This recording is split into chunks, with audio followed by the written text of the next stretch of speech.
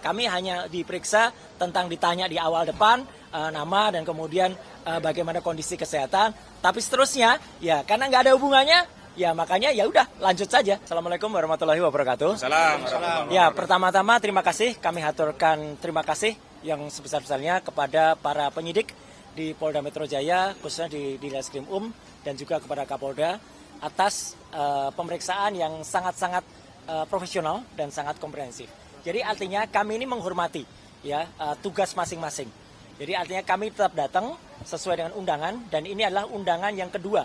Ya gitu, karena undangan pertama kami memang sepakat untuk tidak hadir karena undangan itu tidak jelas ya.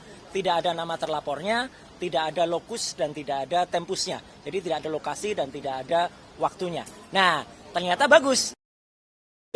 Kemudian dengan kami minta untuk ada terlapornya, maka ketika tadi sudah ada nama terlapornya, nah itu ada hak di dalam Undang-Undang Dasar 1945 khususnya pasal 28, hak asasi manusia. Kalau kita sudah menjadi terlapor, maka kita berhak untuk tidak memberikan keterangan, ya karena itu hak dari kita. Buat apa kita memberikan keterangan kalau ternyata keterangan itu malah nanti akan digunakan untuk menjerat kita dan teman-teman semuanya. Yang kedua benar sekali, apa kata tadi Bang Kosinudin ya, bahwa mereka itu yang lapor-lapor ini, yang lapor-lapor ini aneh gitu. Karena itu adalah tidak ada kaitan hukumnya, tidak ada saudara, hubungan saudara, hubungan darah dia dengan Joko Widodo. Ya gitu, jadi aneh kalau mereka kemudian merasa ikut menjadi yang harus melaporkan, gitu terhina-hinanya, serendah-rendahnya itu nggak ada.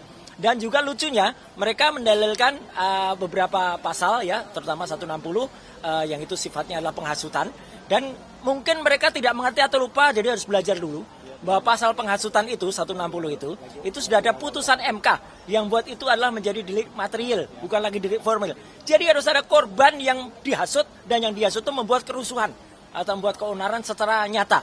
Gitu. Jangan dibalik, jangan mereka yang buat kerusuhan, tapi orang lain yang kemudian merasa karena adanya dihasut oleh kami. Jadi kan aneh sekali kalau kemudian itu didalilkan. Kemudian pasal 28 ayat 2 yang kebetulan saat itu juga nyatakan, kebetulan saya ikut mengawal undang-undang itu dan merancang undang-undang itu dari awal.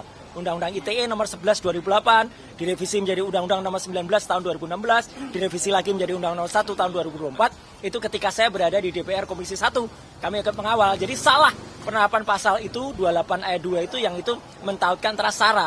Mana akibat SARA? Suku, agama, ras, dan antar golongan yang kami buat. Kemudian tentang kebohongan yang kemudian menimbulkan keonaran di ayat 3-nya. Juga nggak ada juga. Jadi karena itu tidak ada semua, maka kami tadi sepakat ya, kami hanya diperiksa tentang ditanya di awal depan nama dan kemudian bagaimana kondisi kesehatan. Tapi seterusnya ya karena nggak ada hubungannya, ya makanya ya udah lanjut saja. Jadi makanya dengan cepat, meskipun saya nggak tahu masing-masing mungkin agak berbeda.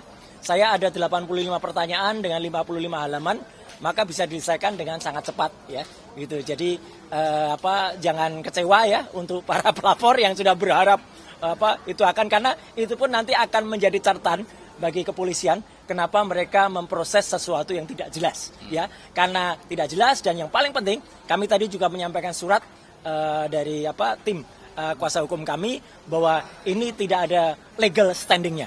Jadi mereka 5 pihak itu tidak ada legal standingnya, apalagi mereka mengatasnamakan, ada yang mengatasnamakan pengacara ya gitu. Itu kan aneh gitu, pengacara kok malah lapor tugasnya. Jadi itu sama sekali di luar nurul ya gitu. Jadi nalar ya. Jadi kami sekali lagi terima kasih kepada media, terima kasih kepada Polda Metro Jaya yang sudah sangat-sangat profesional dengan sangat bagus memproses ini.